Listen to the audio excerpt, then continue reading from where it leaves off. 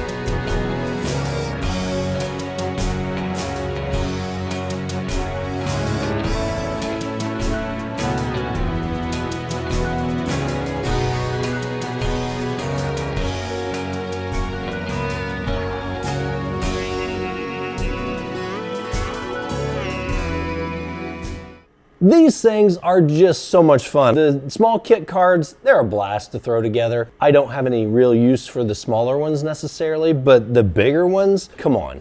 Who doesn't want one of these on their shelf somewhere? I mean, this thing's as big as the original Hasbro and Kenner toys at this point. What a fun build. And the Galactic Armory always comes through on these kit cards. The detail is so much better than some of the other ones I've seen out and around. So I will leave a link in the description of this one, but you can do a search on their website and purchase. Some of the files are free too, I believe, and you can get the files yourself and print these out. And I'd go as big as you can on the bed size that you have. Like I say, this is a fun build. It was quick and easy. Took me a handful of hours to just start to finish. It was not time consuming at all. I am now able to hang this up with my other two TIE fighters that I built. If you haven't watched that TIE fighter build video, check it out right now. I'll leave a card up here. Again, thank you guys so much for joining us, and make sure that you hit that like and subscribe, and we'll see you in the next video.